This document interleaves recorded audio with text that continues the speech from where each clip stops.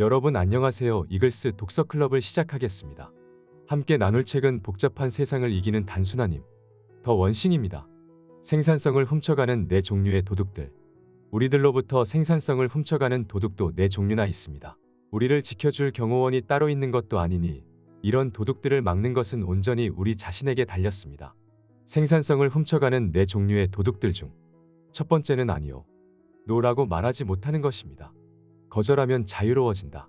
언젠가 누군가가 내게 이런 말을 한 적이 있습니다. 누군가 부탁을 해오면 아니오를 1000번쯤 한 후에 예라고 대답해야 한다고 말입니다. 젊은 때는 그 말이 무슨 뜻인지 몰랐습니다. 하지만 지금은 현실이 그것보다 더 심각하다고 생각합니다. 집중하려고 할 때 자꾸 방해를 받는 것도 문제지만 목표 지점에 이르기도 전에 자꾸 다른 길로 빠지는 것은 더 큰 문제입니다. 자신이 정해놓은 시간을 보호하고 생산성을 유지하려면 당신을 궤도에서 벗어나게 만드는 사람이나 사물에 반드시 거부 의사를 밝혀야 합니다. 동료들은 당신에게 조언과 도움을 청할 것입니다. 팀원들은 당신을 자기 팀에 끌어들이려 할 것입니다. 친구들은 무언가를 도와달라고 할 것입니다. 낯선 사람들도 당신을 찾습니다. 상상할 수 있는 모든 곳으로부터 각종 초대장과 방해가 날아듭니다.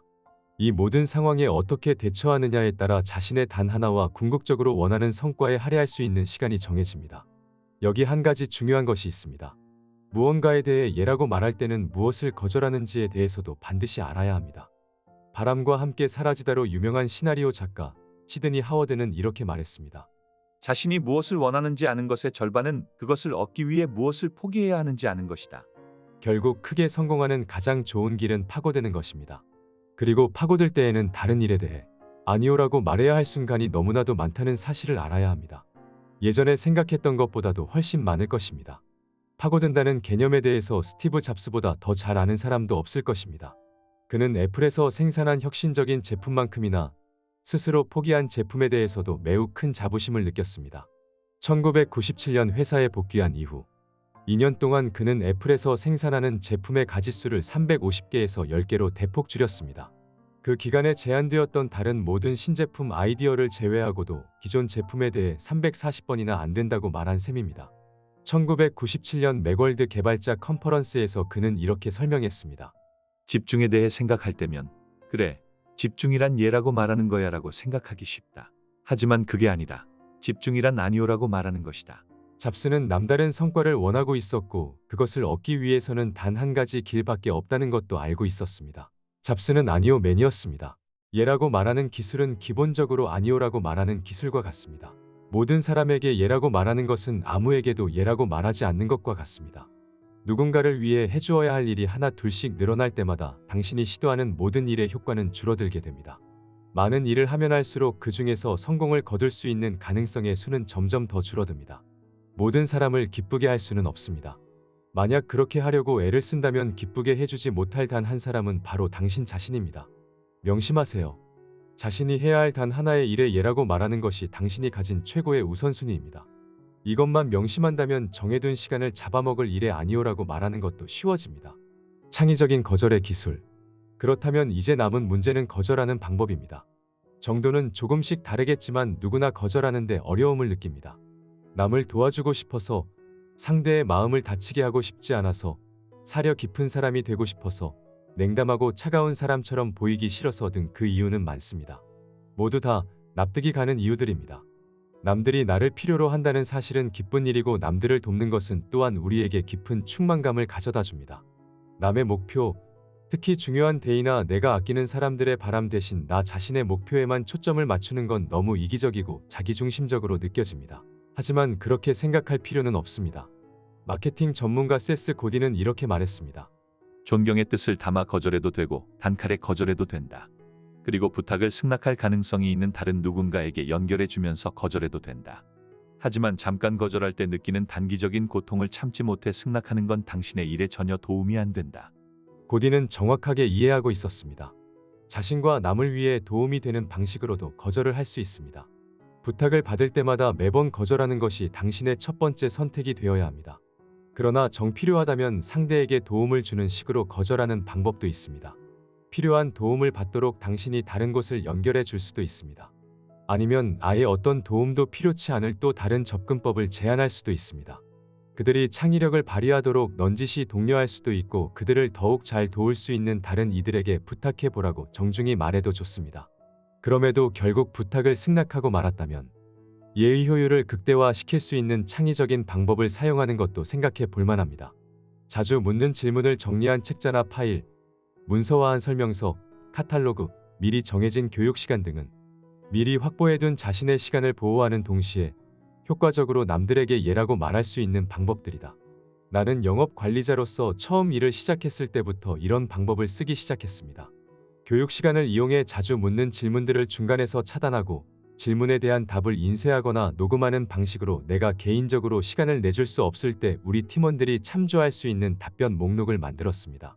거절하는 사람이 된다고 해서 반드시 은둔자 같은 사람이 되는 것은 아닙니다. 오히려 그와 반대입니다. 이것은 최고의 자유와 유동성을 얻을 수 있는 길입니다. 당신의 재능과 능력은 한정된 자원이고 시간 역시 한정되어 있습니다. 자신이 진정으로 원하는 것들로 삶을 채우지 않으면 당신의 인생은 10중8구 거절해야 하는 것들로 가득하게 될 것입니다. 1977년 에보니라는 잡지에 실린 한 기사에서 당시 최고의 인기를 누렸던 코미디언 빌 코스비가 이 생산성 도둑을 완벽하게 정리해 준 적이 있습니다. 그는 코미디언으로 유명세를 타고 있었을 때 우연히 다음과 같은 조언을 읽게 되었고 이후 마음속 깊이 새기게 되었다고 했습니다. 성공의 열쇠가 무엇인지는 모른다. 하지만 실패의 열쇠는 모든 사람을 기쁘게 하려 드는 것이다. 자신의 단 하나의 가장 강력한 예를 말하고 나머지에게는 아니요 라고 외칠 수 있을 때 비로소 남다른 성과가 가능해집니다. 생산성을 훔쳐가는 네 종류의 도둑들 중 두 번째는 혼란에 대한 두려움입니다. 남다른 성과로 가는 길에는 그리 즐겁지 않은 일들이 많이 일어납니다. 그 여정은 어수선하고 불안정하고 혼란스럽고 무질서합니다.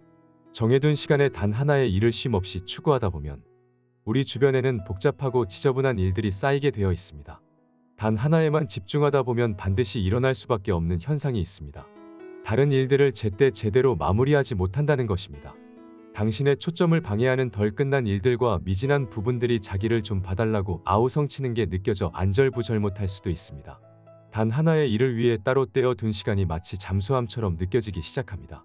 단 하나의 일에 점점 더 깊이 파고들수록 다시 수면 위로 올라와 아직 마치지 못한 다른 일들을 처리해야 할 것만 같은 압박감이 심해지는 것입니다. 결국에는 눈에 보이지 않을 정도로 작은 틈새가 거대한 폭발로 이어질 것만 같은 불안감이 엄습합니다. 이런 일이 벌어지면 즉 제대로 처리하지 못한 일들에 대한 압박에 굴복하기 시작하면 마음은 편해질 수 있습니다. 하지만 절대로 높은 생산성은 창출할 수 없습니다. 생산성을 빼앗아가는 가장 나쁜 도둑들 중 하나가 바로 이 혼란을 참지 못하는 태도나 혼란에 대처하는 창의성의 부재입니다. 사실 성공과 혼란은 늘 함께 오게 되어 있습니다. 위대함을 추구하다 보면 혼란은 반드시 일어납니다. 여기에 저항하지 말고 이 사실을 있는 그대로 받아들이는 것이 중요합니다. 오스카상을 수상한 적 있는 유명한 영화감독 프랜시스 포드 코폴라는 이렇게 이야기한 바 있습니다. 큰 규모로 혹은 강한 열정을 가지고 시작하는 일은 혼란을 불러오게 되어 있다. 달리 말해 거기에 익숙해지고 이를 극복하라는 말입니다. 어떤 이의 삶에서든 가족, 친구, 반려동물, 개인적인 활동 혹은 일터에서 중요한 프로젝트 등 가볍게 무시할 수 없는 여러 가지 일들이 있기 마련입니다. 언제든 이런 일 중 일부 혹은 전부가 단 하나를 위해 떼어둔 시간을 위협할 수 있습니다. 하지만 그 시간을 포기할 수는 없습니다. 그렇다면 어떻게 해야 할까요? 나는 이런 질문을 많이 받습니다. 이 부분을 가르치다 보면 말을 끝내기가 무섭게 여기저기에서 손이 올라올 것을 이미 알고 있습니다. 제가 아이를 둔 한부모라면 어떻게 하나요? 제 도움이 필요한 연로한 부모님이 있다면 어떻게 하나요? 반드시 처리해야만 하는 다른 일들이 있다면 어떻게 해야 하나요? 물론 지당한 질문들이다. 그런 질문이 나오면 나는 이렇게 대답합니다. 각자의 상황에 따라 단 하나를 위해 확보한 시간도 처음에는 다른 이들의 시간과 다르게 보일 수 있습니다. 우리 각자의 상황은 제각기 다릅니다. 삶에서 어떤 위치에 있느냐에 따라 매일 아침을 자기만의 시간으로 쓸 수 있는 사람이 있는가 하면 그 시간에 돌봐야 할 자녀나 부모가 있는 경우도 있습니다. 자신이 단 하나를 위해 써야 하는 시간에 어린이집이나 요양원 아니면 꼭 가야 할 다른 장소에 있어야 할 수도 있습니다.